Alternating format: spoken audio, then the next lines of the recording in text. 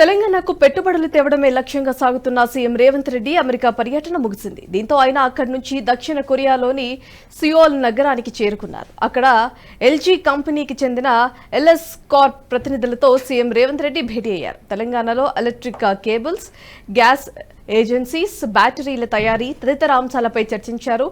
త్వరలో ఎల్ఎస్ బృందం తెలంగాణలో పర్యటించే అవకాశం ఉందని సీఎం కార్యాలయం తెలిపింది.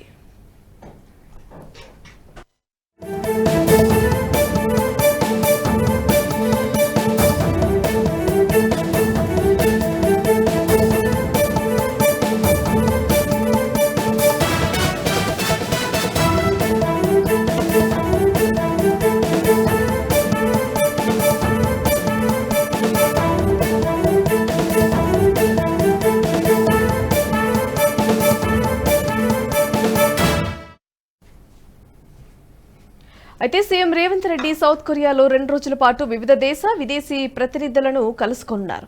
8 రోజుల పాటు అమెరికాలో జరిగిన పర్యటన విజయవంతమైందని ప్రభుత్వం ఒక ప్రకటనలో తెలిపింది.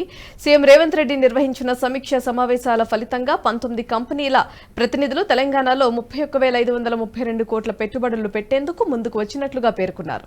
రాష్ట్ర ప్రతినిధి బృందం అమెరికాలో దాదాపు 50కి పైగా వాణిజ్య సంస్థలతో సమావేశమైందని, artificial intelligence, pharma, life science, విద్యుత్ వాహనాలు, డేటా సెంటర్లు, ఐటీ, ఎలక్ట్రానిక్ రంగాల్లో పెట్టుబడులు పెట్టే దిశగా పలు సంస్థలు సంస్థాగతంగా వ్యక్తం చేశాయని తెలిపింది.